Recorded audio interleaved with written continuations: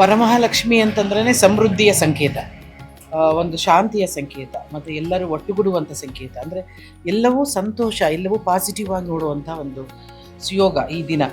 ಆದ್ದರಿಂದ ಇದು ಇಡೀ ನಾಡಿಗೆ ಎಲ್ಲರೂ ಕೂಡ ಸಂತೋಷದಿಂದ, ಸಂಭ್ರಮದಿಂದ, ಒಂದು ರೀತಿಯಾಗಿ ಎಲ್ಲರೂ ತಮ್ಮ ರಿಲೇಟಿವ್ ವ್ಯಾಲ್ಯೂಸ್ ಅಂತಾರೆ, ರಿಲೇಷನ್ ವ್ಯಾಲ್ಯೂಸ್, ಎಲ್ಲ ಸಂಬಂಧಗಳ ಕೌಟುಂಬಿಕ ವ್ಯಾಲ್ಯೂಸನ್ನು ಹೊತ್ತು ತರುವಂಥ ಒಂದು ಹಬ್ಬ. ಪ್ರತಿ ಹಬ್ಬಕ್ಕೂ ಅಂದರೆ ನನ್ನ ಅಣ್ಣನ ಮನೆಗೆ ಬರೋದು, ನಾನು ಹೇಗೆ ನನ್ನ ಸ್ವಂತ ಸಹೋದರನ ಮನೆಗೆ ಹೋಗ್ತೀನೋ ಅದೇ ರೀತಿ ಈ ಅಣ್ಣನ ಮನೆಗೆ ಬರ್ತೀನಿ. ಶೀಲ ಆಗಲಿ, ಸರ್ವಣ ಅಣ್ಣ ಆಗಲಿ, ಯಾವಾಗಲೂ ನನ್ನ ಮನೆಯ ಮಗಳ ಥರ ನೋಡ್ತಾರೆ. ನಾನು ನೀನು ಬಾಮ್ಮ ನೀನು ಒಂದು ಒತ್ತಾಯ ಇರುತ್ತೆ. ಇಲ್ಲಿಗೆ ಬರೋದು ಮತ್ತು ಇಲ್ಲಿ ಇಷ್ಟು ಒಂದು ಒಳ್ಳೆಯ ಅಲಂಕಾರವನ್ನು ನೋಡೋದು, ಇವರಿಬ್ಬರು ಹೆಣ್ಣುಮಕ್ಕಳು ಕೂಡ ತುಂಬ ಚೆನ್ನಾಗಿ ಆಸಕ್ತಿ ವಹಿಸಿ ಈ ಪೂಜೆಯನ್ನು ಭಾಗವಹಿಸ್ತಾರೆ. ಅದು ತುಂಬ ಖುಷಿ ಅನಿಸುತ್ತೆ ನನಗೆ. ಈ ಸತಿ ಪ್ರತಿ ಸತಿ ಬಂದಾಗಲೂ ಒಂದೊಂದು ಥರ ಹೊಸ ಥರ ಅಲಂಕಾರಗಳನ್ನ ನೋಡ್ತೀನಿ. ತುಂಬ ಖುಷಿ ಅನಿಸುತ್ತೆ.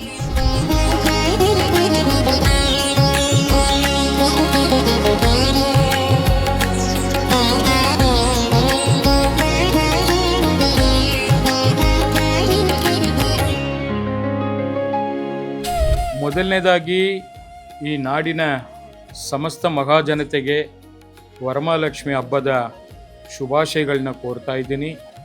ಈ ಹಬ್ಬ ಸಮೃದ್ಧಿಯ ಸಂಕೇತ ಅಂತ ಏನು ಕರಿತೀವಿ, ಎಲ್ಲರ ಮನೆಯಲ್ಲಿ ಕೂಡ, ಮನದಲ್ಲಿ ಕೂಡ ಆ ಮಹಾಲಕ್ಷ್ಮಿ ತಾಯಿ ಜಗನ್ಮಾತೆ ಶಾಶ್ವತವಾಗಿ ನೆಲೆಸಿರ್ಲಿ ಅಂತೇಳಿ ನಾವು ಏನು ಇವತ್ತು ವಿಶೇಷ ಪೂಜೆಯನ್ನು ಬೆಳಿಗ್ಗೆ 4ರಿಂದ 5 ಗಂಟೆಗೆ ಬ್ರಾಹ್ಮಣ ಮುಹೂರ್ತದಲ್ಲಿ ಇದನ್ನು ನಾವು ಈ ಪೂಜೆಯನ್ನು ಸಲ್ಲಿಸುವಂಥ ವಾಡಿಕೆ ಇದೆ. ಪ್ರತಿ ವರ್ಷ ಅಂತ ಈ ವರ್ಷ ಕೂಡ ಆ ತಾಯಿಗೆ ವಿಶೇಷವಾಗಿ ವೈಟ್ ಆ್ಯಂಡ್ ಪಿಂಕ್ ಕಾನ್ಸೆಪ್ಟಲ್ಲಿ ಈ ಒಂದು ಮಹಾಲಕ್ಷ್ಮಿಗೆ ಶ್ರೇಷ್ಠವಾದಂಥ ತಾವರೆ ಹೂವು, ಆ ಲೋಟಸ್ ಏನಿದೆ ಆ ತಾವರೆ ಹೂವದಲ್ಲಿ ಅಲಂಕಾರ ಮಾಡಿ ಇವತ್ತು ಆ ತಾಯಿಯ ಒಂದು ಪೂಜೆಯನ್ನು ಸಲ್ಲಿಸಿದ್ದೀನಿ. ಬಹುಶಃ ಈ ಒಂದು ಪೂಜೆಯಲ್ಲಿ ವಿಶೇಷವಾಗಿ ಇವತ್ತು ನಮ್ಮ ನಾಡಿನ ಪ್ರಖ್ಯಾತ ಕಲಾವಿದರು ಹಾಗೂ ನನ್ನ ಸೋದರಿ ಆದಂಥ ಶ್ರೀಮತಿ ತಾರಾ ಅನುರಾಧಾರವರು ಬಂದು ಈ ಒಂದು ಪೂಜೆಯಲ್ಲಿ ಭಾಗವಹಿಸಿದ್ದಾರೆ. ಹಾಗೆ ಮತ್ತೊಬ್ಬರು ನಮ್ಮ ಸೋನಾಲ್ ಅವರು, ತರುಣ್ ಅವರು ಕೂಡ ಈಗ ಬಂದು ಭಾಗವಹಿಸಿದ್ದಾರೆ.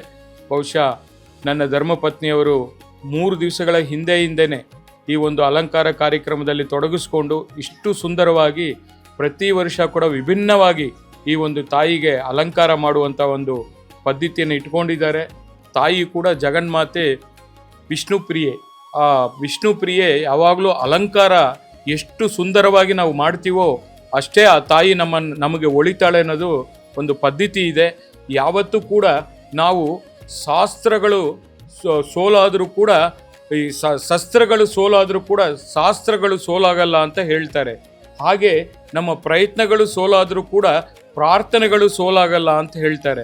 ಆ ಥರ ಶಾಸ್ತ್ರ ಮತ್ತು ಪ್ರಾರ್ಥನೆ ಎರಡನ್ನೂ ನಾವು ನಿರಂತರವಾಗಿ ಮಾಡ್ಕೊಂಡು ಬರ್ತಾ ಇದ್ದೀನಿ.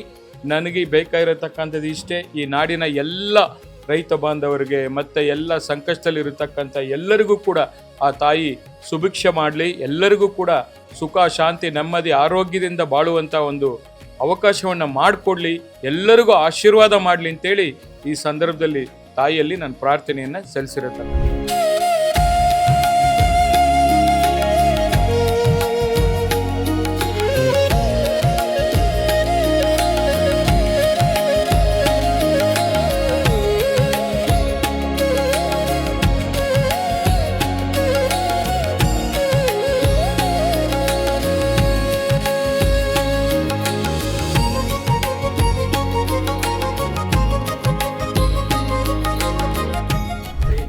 ಮೊದಲನೇದಾಗಿ ನಾಡಿನ ಸಮಸ್ತ ಜನತೆಗೆ ವರಮಹಾಲಕ್ಷ್ಮಿ ಹಬ್ಬದ ಶುಭಾಶಯಗಳು.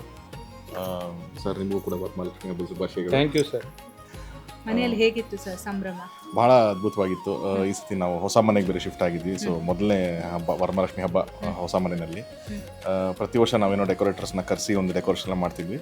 ಈ ಸತಿ ಸೋನಲ್ ಅವರೇನೆ ಇಲ್ಲ ನಾನೇ ಮಾಡಬೇಕು ಅಂತೇಳಿ ನಿನ್ನೆ ಸಾಯಂಕಾಲದಿಂದನೂ ಅವರೇ ಖುದ್ದು ನಿಂತ್ಕೊಂಡು ಆ ಡೆಕೋರೇಷನಿಂದ ಸೀರೆ ಉಡ್ಸೋದ್ರಿಂದ ಹಿಡಿದು ಡೆಕೋರೇಷನ್ ಎಲ್ಲ ಅವರೇ ಮಾಡಿದ್ರು. ಸೊ ಹಾಗಾಗಿ ಈ ವರ್ಷ ನಮ್ಗೆ ಸ್ವಲ್ಪ ಸ್ಪೆಷಲ್ ಆಗಿದೆ. ಈಗ ಶರವಣ ಸರ್ ಮನೆಗೆ ಬಂದಿದ್ದೀರಾ, ಎಷ್ಟು ಖುಷಿ ಆಗ್ತಿದೆ ದಂಪತಿಗಳಿಗೆ ಕೂಡ? ಭಾಳ ಖುಷಿ ಆಗ್ತದೆ. ನಾನು ಫಸ್ಟ್ ಟೈಮ್ ಈ ಹಬ್ಬಕ್ಕೆ ಇವ್ರ ಮನೆಗೆ ಬರ್ತಾ ಇರೋದು. ಸರ್ ಅದು ವರಮಹಾಲಕ್ಷ್ಮಿ ಹಬ್ಬಕ್ಕೆ ಮನೆ ಕರೆದು ನಂಗೆ ಭಾಳ ಖುಷಿ ಇದೆ. ಇವರೇ ಒಂಥರ ಲಕ್ಷ್ಮೀ ಪುತ್ರ ಇದ್ದಂಗೆ. ಸೊ ವರಮಹಾಲಕ್ಷ್ಮಿ ಎಲ್ಲಿರ್ತಾರೋ ಎಲ್ಲ ಗೊತ್ತಿಲ್ಲ, ಇಲ್ಲಂತೂ ಇದ್ದೇ ಇರ್ತಾರೆ. ಸೊ ಆಶೀರ್ವಾದ ಪಡೆಯೋಕ್ಕೆ ಇದಕ್ಕಿಂತ ಒಂದು ಅದ್ಭುತವಾದ ಜಾಗ ಇಲ್ಲ. ಅದೊಂದು ಅಷ್ಟೇ ಅಲ್ಲ, ನನಗೆ ಸರು ಮತ್ತು ಮೇಡಮ್ ಇಬ್ಬರೂ I feel like one of the best couples ಅವರು.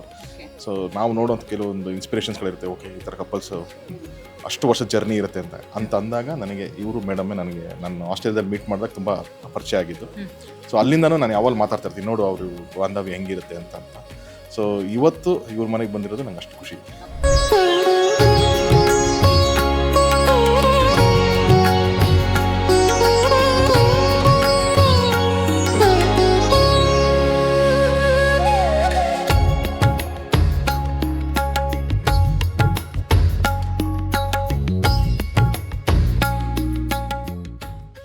ಎಲ್ಲರಿಗೂ ವರಮಹಾಲಕ್ಷ್ಮಿ ಹಬ್ಬದ ಶುಭಾಶಯಗಳು. ತುಂಬ ಖುಷಿ ಆಗ್ತಿದೆ. ಇಲ್ಲಿ ಸರ್ವನ್ ಸರ್ ಆ್ಯಕ್ಚುಲಿ ನಮ್ಮ ಮನೆ ಪೂಜೆ ಮುಗಿಸ್ಕೊಂಡು ಫಸ್ಟ್ ನಾವು ಬಂದಿದ್ದೆ ಇಲ್ಲಿ, ಸ್ವಲ್ಪ ಲೇಟ್ ಆಯಿತು ಸರ್, ಇಲ್ಲಿ ಮುಂದೆನೇ ಮತ್ತೆ ಸಾರಿ ಅಂತಿದ್ದೀನಿ. ತುಂಬ ಖುಷಿ ಆಗುತ್ತೆ, ಯಾಕಂದರೆ first time Sai Gold palace ಜೊತೆ ಒಂದು ಆ್ಯಡ್ ಮಾಡಿದೆ. So this Varamahalakshmi with Sai Gold palace is very special. ಹೌದು, ಈ ಒಂದು 3 days ಶೂಟ್ ಮಾಡಿ ನಾನು ಆ್ಯಕ್ಚುಲಿ ಅದಕ್ಕಿಂತ ಒಂದು 2 weeks ಮುಂಚೆ ನಾನು ಹೇಳಿದ್ದೆ, ನಾನು ಎಲ್ಲ ಆ್ಯಡ್ಸ್ ಮಾಡಿದ್ದೀನಿ, ಎಲ್ಲ ಗೋಲ್ಡ್ ಶಾಪ್ಸ್ಗೆ ಶೂಟ್ ಮಾಡಿದ್ದೀನಿ, ಸಾಯಿ ಗೋಲ್ಡ್ ಪ್ಯಾಲೇಸ್ ಒಂದು ಮಾಡಿಲ್ವಲ್ಲ ಅಂತ.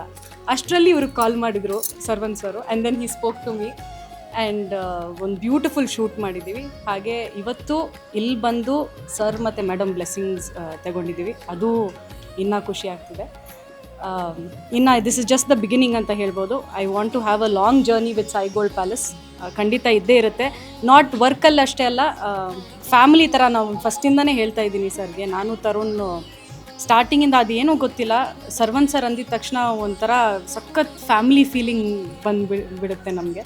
And sir, this is just the beginning, ಒಂದು ಲಾಂಗ್ ಜರ್ನಿ ಇದೆ. We will work together and thank you once again. ಈಗ ನೀವು ಕರಾವಳಿಗಳ ಅಂದ್ರೆ ಈಗ ಅಲ್ಲಿ ನಾವೆಲ್ಲ ನಾನು ಕೂಡ ಅಂದ್ರೆ ಕಟೀಲ್ ಆಗಿರ್ಬೋದು, ಕೊಳಲಿ ಆಗಿರ್ಬೋದು ಅಲ್ಲಿ, ಬಟ್ ಇಲ್ಲಿ ಬೆಂಗಳೂರಿನ ಜನತೆ ಲಕ್ಷ್ಮಿನ ಬಹಳ ಆರಾಧನೆ ಮಾಡ್ತಾರೆ. ನೀವು ಯಾವ ರೀತಿ ಆರಾಧನೆ ಮಾಡ್ತೀರಾ? ಫಸ್ಟ್ ಆಫ್ ಆಲ್ ನಾನು ಬಂದಿರೋ religion is I am a Christian. But ಆದ್ರೂ ಐ ಥಿಂಕ್ ಚಿಕ್ಕವಳಿಂದ ತುಂಬ ನಾನು ಅದೇ ಮಂಗಳೂರಲ್ಲಿ ನನ್ನೆಲ್ಲ ಹಿಂದೂ ಫ್ರೆಂಡ್ಸ್ ಎಲ್ಲ ಇದ್ದಿದ್ದರಿಂದ ನಾವು ಪೊಳ್ಳಾಲಿ ಹೋಗೋದು, ಕಟೀಲ್ ಹೋಗೋದು ಎಲ್ಲ ಮಾಡ್ತಾಯಿದ್ವಿ. ಬಟ್ ಇಲ್ಲಿ ನಾವು ಮಂಗಳೂರಲ್ಲಿ ಕೂರಿಸೋದೆಲ್ಲ ಇರಲ್ಲ.